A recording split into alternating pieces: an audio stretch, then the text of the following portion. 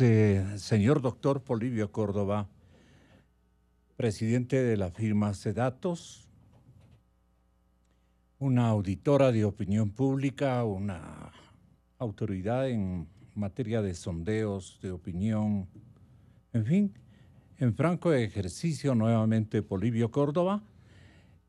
Y también me complace en saludar la comparecencia de Osvaldo Moreno. Doctor, bienvenido. Usted es un politólogo consultor y les he convocado precisamente por dos circunstancias. Este momento impera un mal uso de las redes sociales y también un audaz uso de las redes sociales que quiere reemplazar atribuciones que solo, no por la publicidad, sino por el oficio propiamente dicho de los medios de comunicación, están asumiendo roles avivatos, digamos, gratuitos y que a la final configuran un comportamiento electoral que va a incidir pues en los comicios que se aproximan.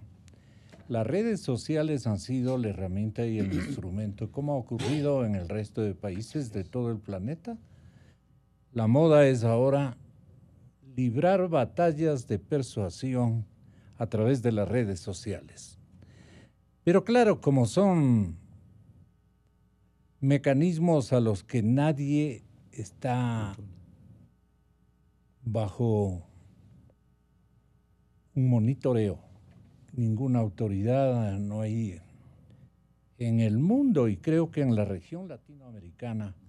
Esto está a la libre selección estratégica de cada uno de los ciudadanos, no solamente de los que confían en las redes, cinética, sino que ya es una actitud globalizada.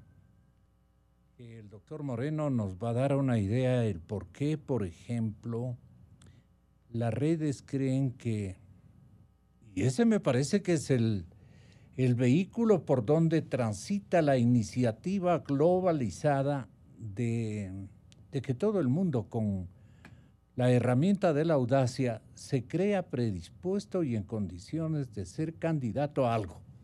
Y es lo que nos ha ocurrido en esta cruzada. Antes cruzadas respetables, respetuosas del sentir de los demás. Hoy el arma y la herramienta es, bueno, pues yo tengo derecho, la democracia es de todos, pero no ha habido, doctor Moreno, ninguna limitante para nadie. En esta ocasión vemos cualquier cantidad de candidatos. ¿A qué debemos atribuir, doctor? Y luego tendrá la posibilidad también de entregarnos su punto de vista el doctor Polibio Córdoba. Perdona que comience con usted. Claro que sí. Bueno, buenos días, un gran saludo a todas las personas que nos escuchan y ahora gracias a la tecnología nos miran. Eso es bastante un poco distinta a la radio. Contento de estar una vez más en estos micrófonos. Gracias por la invitación. Muchas gracias a usted, Osvaldo. Bueno, básicamente le comento lo que yo pensaba hace 10 años, ¿no? Yo recuerdo que estábamos dando clases en la Pontificia Universidad de Salamanca, en un diplomado de campañas electorales, y ante la pregunta de los chicos, y algunos no tan chicos, de cuál era la lectura que podríamos tener de las redes, yo en ese momento planteaba, y hasta está en un paper que se lo puedo enviar un día de estos, que las redes sociales generaban más rupturas amorosas que votos. Esa era mi opinión hace 10 años. Hoy, 10 años después, yo pensaría que hay que aceptar esta forma de comunicar como una herramienta más de la comunicación. Es decir, un error garrafal que yo veo mucho, sobre todo en los gringos, es el hecho de prescindir o menospreciar a las radios, por ejemplo, cuando la radio tiene una vigencia brutal, sobre todo en los sectores rurales. La radio no desaparecerá ni va nunca. a desaparecer. Se pensaba que iba a desaparecer con la televisión. No sé si usted escuchaba la canción de Queen, ahora que estamos a Radio Gaga. Sí. Es una canción que se hizo para reivindicar la radio cuando en los 80 se hablaba de que iba a acabarse la radio.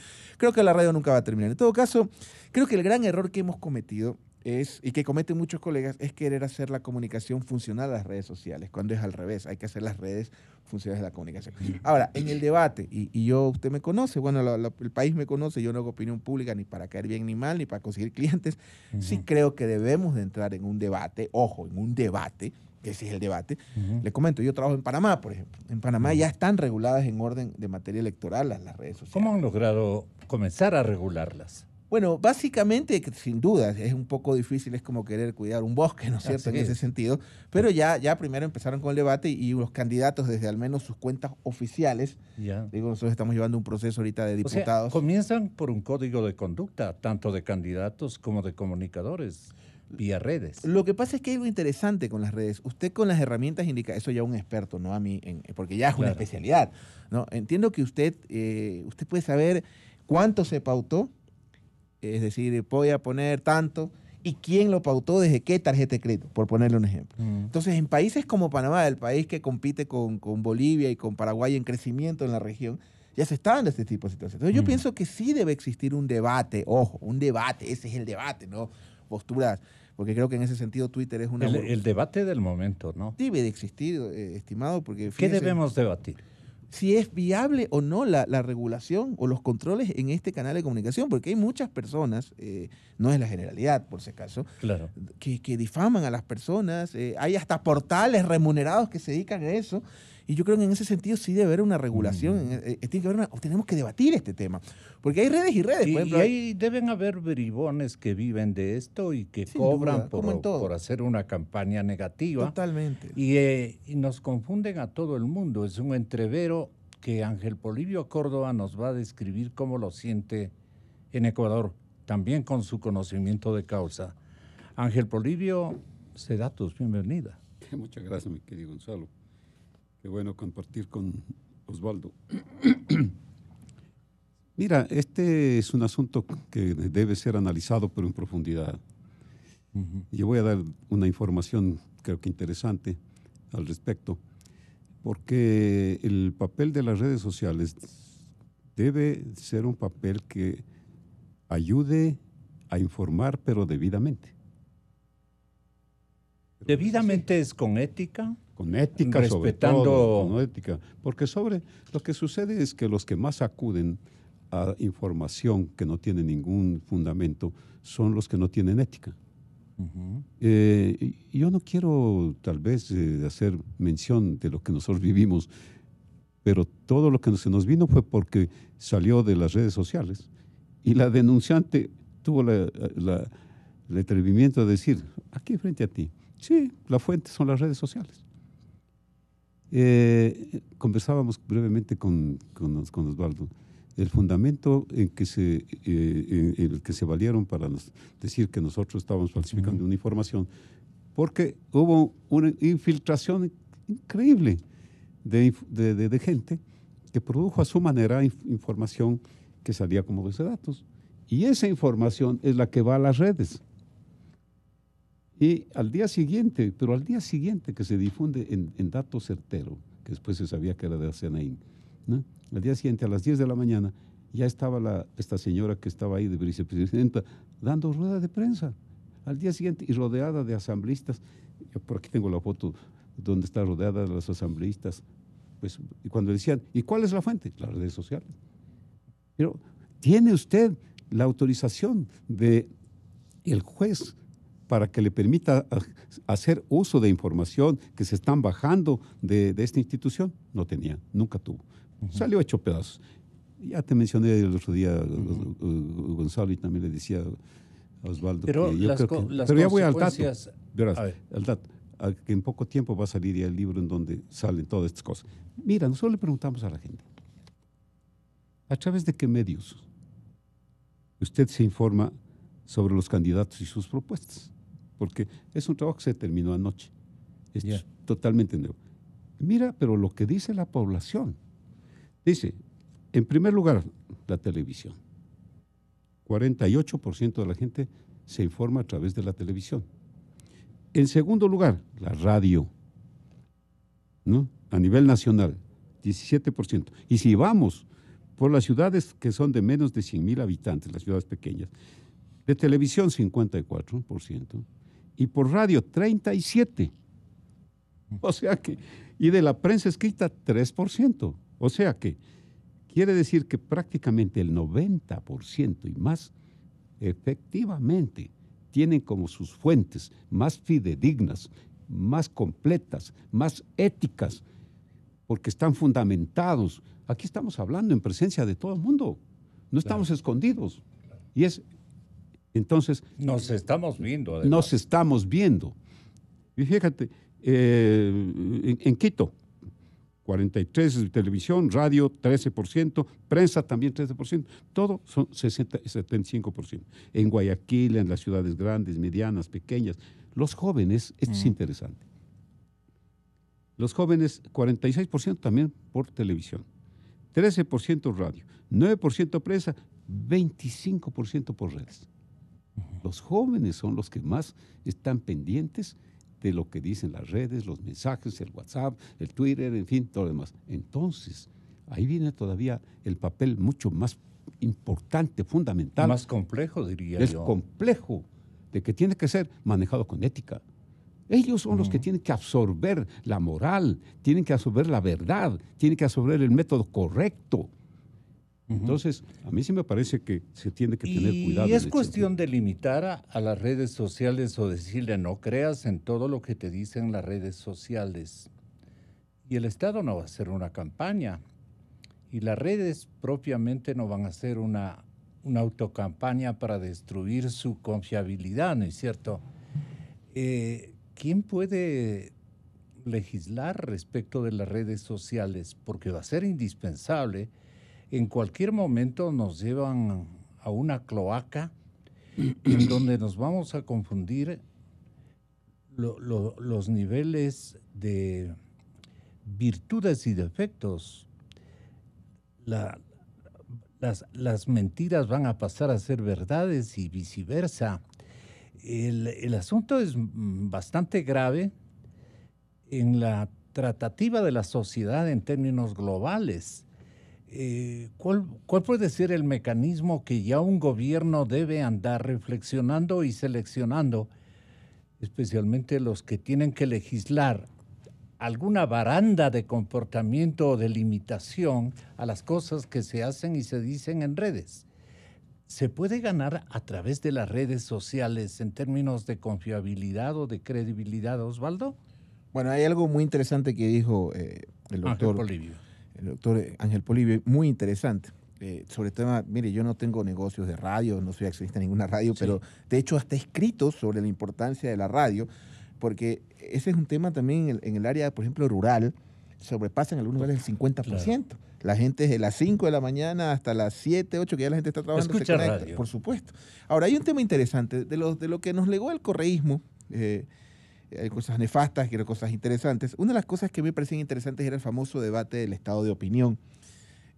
Correa hablaba mucho del famoso estado de opinión y en eso yo discrepaba con él mucho, por el contrario, yo reivindico el estado de opinión y le voy a decir por qué. Porque, vamos a ver un ejemplo. ¿Cómo concebía el estado de opinión Correa? Para él era un enemigo al que tenía que digamos, que someter y para eso creo, sí, es que terminó siendo su adversario por la carencia de una oposición. Bueno, es otro debate, pero que lo hemos tenido en estos micrófonos en otras ocasiones. Pero a donde quiero llegar, el estado de opinión yo lo reivindico porque usted sabe dónde está Radio Exa, quién es su gerente, dónde está la dirección, dónde tributa, cuánto tributa. El estado de opinión es regulable, pues, da la cara. En cambio, hay otro que es terrorífico, y en eso estamos haciendo un trabajo académico al respecto, que es el estado de viralización. Ese es terrorífico porque el estado de viralización no tiene rostro. Usted no sabe dónde está, si es desde una IP, la IP es, digamos, la identidad digital que está desde Rusia, desde Afganistán, para difamar a las personas. Fíjese, por ejemplo, en una red como WhatsApp, por ejemplo. Uno a veces recibe hasta 2 gigas diarios de pornografía de todos los grupos, insultos, noticias falsas. Y hay algo muy interesante, es la credibilidad que la gente tiene en estos medios de comunicación.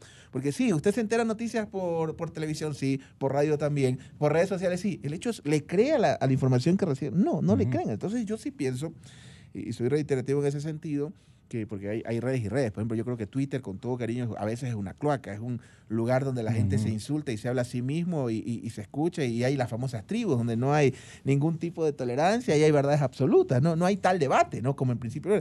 Hay redes muy amistosas, como Instagram, que digamos que es más tu día a día, es el lado B de tu vida, y hay redes, digamos, más masivas como Facebook. En todo sentido, en todo caso, yo sí creo que debería abrir el debate ya con gente más, obviamente, peritos en materia jurídica. Yo soy politólogo, el doctor es investigador, con gente experta en la materia, porque ya es una especialidad, para efectos de poder tener un gran debate y diálogo nacional, para efectos de poder cuidar la honra de las personas. No es posible que se destruyan personas, mire el caso del doctor Polibio, familias, empresas, básicamente por lo que publica. Así fue. Así fue. Y pasa muchas veces. Y es una página que nos avergüenza a la generalidad de los actores políticos, porque nosotros también somos de alguna manera relatores políticos de un acontecer que busca por lo menos aproximarse a un 90% de construir verdad. Y no se lo logra, porque las formas, las manifestaciones para distorsionar esa verdad justamente proceden de las redes. Ahora, la indecisión, sí. La indecisión que este momento los ecuatorianos advierten tener para el acto eleccionario del 24. ¿A qué ustedes atribuyen? Precisamente es una indecisión que proclaman las redes. Así es. Porque se lee, no dicen todo el mundo está indeciso. No. Es más bien el tormentoso abanico de escenarios que plantean las redes, que no le permiten al ciudadano virtuosamente informado, por ponerlo esa adjetivización, no puede contemplar una verdad íntegra, una realidad sólida. Así es. Respecto a la personalidad del candidato y a sus ideas y propósitos. No alcanza. Entonces se queda, ¿en qué instancia? En la indecisión. ¿Y ahora qué hago, carajo, con mi voto? La fecha que se proponen las autoridades, convocarla para que ejercite su trabajo de selección. Muy interesante, Gonzalo. Solamente una cosita final sobre la cuestión que se decía de las redes y de los medios. Algo que sí debemos resaltar siempre es que los medios son lugares donde uno va, ¿no? La radio, la televisión, la prensa, la compra, lee, manda sus comunicaciones, ¿no? Y tiene oportunidad y tiene esa gran apertura. Ahora, claro que quienes manejan algunos medios son también aquellos que deben tomar en cuenta de que se tiene que manejar con toda la independencia y ética. Porque hay medios que dicen, bueno, a este no lo invito, a este grupo no lo invito. No es como fruto de que la población no los quiere escuchar, sino que no quiere escuchar el que maneja la radio, el periodista, en fin. En eso yo creo que de todo hay problemas y eso ojalá se supere, ¿no? Ahora, sobre esta cuestión de la indecisión, ¿a qué se debe? Pero la estigmatización la generan solamente los medios de comunicación en términos generales, sí, o procede también de las mismas redes y de las propias opiniones tan dispersas que se dan en ese mecanismo y del manejo que tienen. Son grupos debidamente organizados que lo único que quieren el objetivo es molestar, echar abajo algo a un partido, a un movimiento, a una persona, a un gobierno seccional o lo que sea. Entonces eso no es correcto, pues. ¿Por qué el ciudadano elector se da cuenta más rápidamente en un medio de comunicación cuando le dicen algo que le está mintiendo o que le está diciendo la verdad? ¿Y por qué, en cambio, acoge con más facilidad lo de las redes en primera instancia? ¿Nos puede ayudar, Osvaldo? Claro. Bueno, primero hay que siempre tener una premisa, ¿no? Los electores a veces no son tan ingenuos como pensamos, ¿no? Muchas veces que los pueblos se equivocan. No, yo creo que los pueblos cumplen con lo que les corresponde y ya son los gobernantes después que tienen que responder si es necesario estar con la cárcel, ¿no? A mí me parece que esta evolución que tuvo la comunicación, mire, hay un libro, bueno, no es tan libro, es un paper amplio que hizo el profesor Giovanni Sartori, que en paz descanse.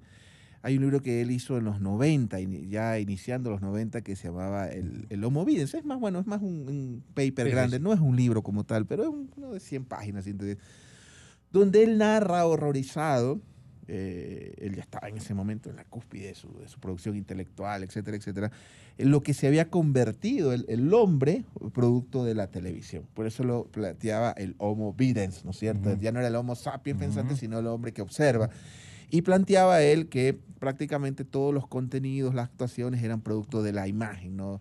Y hay otro gran pensador uruguayo que se llama Beto Ferrer, que hablaba un poco ya de otro ámbito, que era la erotización de la imagen, ¿no? Pero Sartori planteaba este tema de la transformación, la mutación del ser humano de pensante a producto de la imagen. Okay. Yo pienso que si el maestro Sartori, Dios le hubiera dado la vida, porque falleció hace no mucho, Sartori tendrá unos 3, 4 años de fallecido, hubiera escrito esa obra en este momento, en el mundo contemporáneo que estamos viendo en este instante. ¿Qué habría pasado? Yo creo que hubiera creado el Homo Cybers y es probable que no lo hubiera matado la vejez, sino la depresión, de lo que se convirtió finalmente lo que se está convirtiendo. Ahora, es importante entender los cambios de la velocidad de la información y hay un tema que analizar, no es lo mismo, obviamente, creo que finalmente la diferencia entre los medios tradicionales, que creo que nunca van a ser como la radio, creo que puede pasar la televisión, le hagamos un ejemplo, yo ya no veo televisión hace mucho tiempo, estoy dedicado solo a ver lo que me interesa ver, porque la diferencia entre la televisión, por ejemplo, y el internet es que en el internet yo escojo lo que quiero ver y la televisión me impone una parrilla, digamos, ¿no? No es como la radio, que es más democrática, cualquiera puede llamar en el aire y puede opinar, que es más difícil en la televisión. En todo caso, yo pensaría que esos cambios en la velocidad de la información... La pluralidad se maneja mejor en radio que en televisión, totalmente, obviamente. Yo soy un enamorado, así como conversaba con el doctor, de la investigación cualitativa, que es la que no se habla mucho en los medios, solo se habla del quién va a ganar, quién va a perder. Muy sincero. ¿No? Entonces, en todo caso, los cambios en la velocidad de la información, es decir, el que hoy, mire, si yo con mi padre que falleció en el 94, a veces en sueños me lo encuentro, le cuento, oye, ahorita tú puedes hablar gratis con cualquier lugar del planeta, eso era impensable hace 20 años atrás. Claro. Entonces son esos cambios en la velocidad de la información, el que usted pueda saber en tiempo real y casi gratis lo que está sucediendo en cualquier lugar del planeta es lo que creo yo que ha generado. Tal es así que es probable que la comunicación en los últimos 20 años tuvo un trastorno de lo que no fue en los últimos 100.000. Probablemente tengamos más en común con un hombre de la edad de piedra en materia de comunicación de lo que vamos a tener con nuestros nietos. Doctor Córdoba, esta pregunta me parece muy importante en este momento de confusión. ¿Qué tan bien informado sobre las elecciones y los candidatos con tanto aparecimiento de pseudofiguras para escoger que tiene la gente? Y claro, tiene un nutrido apunte a la democracia, un elogio, digamos, al sistema, pero no hay tal. La confusión creo que es muy impresionantemente grande. Muy grande. ¿Qué han medido ustedes? Como te decía Gonzalo, y Nancy, que vino por aquí hace un momento, me trajo una información que anoche le estábamos analizando. Yo creo que es importante analizar esto. ¿Cómo se siente usted frente a las próximas elecciones? Y eso es como resultado de la desinformación, es como resultado de la escasísima información que tiene. ¿Usted se siente entusiasmado, optimista, bien informado? 27 de cada 100 dice que se siente de esa manera. Desinformado, inseguro, molesto, confundido, 52%. La mayor parte está en ese sentido. Indiferente, no me interesa lo que hablan, 19%. Este es el elector. ¿Como consecuencia de qué? Como consecuencia de que... Tomado el pulso de este momento. Tomado, ¿no?, el pulso ayer, ¿no? Yeah. ¿Por qué? No tiene información sobre cómo es lo que tiene que votar, dónde tiene que votar, quiénes son los candidatos. Ninguno me habla de cuál va a ser mi solución, cuál va a ser la solución que va a dar a mis problemas. Pero yo recuerdo que contigo analizábamos cosas similares o cuadros similares en los anteriores o en varios comicios. Ya vamos 44 Pero años hoy, en esto. hoy la confusión es más grande. Es peor. Uh-huh. Es que ¿Y a qué atribuyen? Bueno, te puedes imaginar que haya nada menos a la que cantidad de candidatos. De 27,000 candidatos que se hayan subido a 82,000. Yeah. ¿Y ¿A qué atribuyen ustedes? Atribuyen a que es fruto, incluso, es como me parece que dicen, incluso hasta que el desempleo es muy grande. Y ahora es la oportunidad de estar debidamente en alguna cosa ocupada, o que van a ganar un puesto, van a ganar un cargo y van a emplear a alguien de su familia. ¿Qué dice Osvaldo? ¿Cómo te parece eso? Entonces, perdóname, y luego, una pregunta. Si usted tuviese la oportunidad vamos a poner esta pregunta. Uh-huh. Pues como usted sabe, las elecciones en el Ecuador son obligatorias, ¿cierto? Claro. Pero si usted tuviese la oportunidad ahora de no votar, si fueran facultativas, ¿usted votaría o no votaría? 56 de cada 100 electores dice que no votaría. ¿Eso es fruto de qué? Pero es un resentimiento. Es fruto de la molestia. Creo que sea una certeza es fruto de la tristeza, no. de la desinformación. Es fruto de la molestia. El fastidio que le provoca. Cientos de candidatos que todos hablan de la misma cosa, la corrupción. Que los cinco tópicos que ellos hablan, los hablan todos. ¿Y eso a qué debemos atribuir? A la falta de información que ha habido, a la apertura tremenda para que sea candidato cualquier persona. ¿Y eso es culpa de los medios o de los mismos protagonistas candidatos, Osvaldo? Bueno, primero, antes que diga de los protagonistas, perdóname, Osvaldo, y porque la población, como dice, yo sí creo que vale la pena que también Osvaldo reflexione o dé su punto de vista, perdóname, Gonzalo, desde luego, sobre esta declaración. Si no fuese obligatorio, no iría a votar. 56%. Coincido totalmente. Ahora, hay un tema muy interesante que a veces nos cuesta a los analistas, nos cuesta a los investigadores, a los periodistas, entender que no siempre los temas que conversamos nosotros en los medios, lo que ponen los periódicos en sus tapas, es lo que María, Juan y Pedro en su mesa discuten. Yo le aseguro que más que la fecha de las elecciones, por quién hay que votar, están más preocupados de cómo llegan a la próxima semana. Están terminando de pagar, se acabó de pagar el Año Nuevo, empezaron ya el carnaval, están pensando ahorita más en a dónde se van a ir en Semana Santa, si tienen cómo irse. Entonces no es tan importante a veces la política como nosotros pensamos. Nosotros a veces la burbuja de la opinión pública nos hace pensar que la política es más importante de lo que es, y creo que no es tanto como nos parece, ¿no? La gente, entre la indecisión o no, están más preocupados en que no suba el verde, el arroz, el pan, etc. Y hay otro detalle también. Coincido 100% con el doctor Córdoba. El tema de que el voto sea obligatorio, que ese es otro debate, pero créame que si no fuera obligatorio la gente no iría a votar. Ahora, que haya un exceso de candidatos, yo no soy nadie para conculcar el derecho de participación de nadie, yo creo que no hay problema que la gente participe. El gran problema es finalmente lo que nos legaron esta gente que andaba casi desnuda hace 2000 años, que eran los griegos, es la participación. Es ese proceso. Eso es democracia. Esa es la democracia en sí, la participación. Y hay una indiferencia por un desgaste, que no es un tema, el doctor investiga toda Latinoamérica, yo tengo la suerte de trabajar en Latinoamérica, hay un tema con la política en general. La gente ya llegó a un punto que es peor que la bronca, porque se sabe que uno odia lo que ama y viceversa. Ya es la indiferencia que las personas tienen, y sobre todo con los jóvenes. Con los comportamientos posteriores o ulteriores. Totalmente. De la gente que viene a pedir voto cada ocasión que y ahí regresa lo de las redes. O sea, porque, ¿qué es viralizar? Le voy a decir con todo respeto a nuestros radioescuchas y televidentes, ahora gracias a la tecnología. Cualquiera puede viralizarse, con todo respeto. Cualquiera que muestra sus partes íntimas viraliza. Gordo, flaco, feo.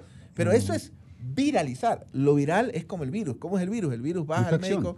Doctor, tengo la garganta podrida, nada me cura. Es un virus, hermano. En 3 días estás como nuevo. Estaré con ustedes en próximas horas y lo prometo a la audiencia. Y la indecisión que me decías, te digo, nunca se ha observado como ahora, supera el 50% de la indecisión a nivel nacional. Por eso saben qué van a hacer. Nosotros no vamos a dar la información que siempre dábamos porque tenía una indecisión de 40%. Hay mucho riesgo. Con esa indecisión no se puede ir. Y vamos a ver qué es lo que pasa qué es lo que pasa el 24 de marzo. Pues.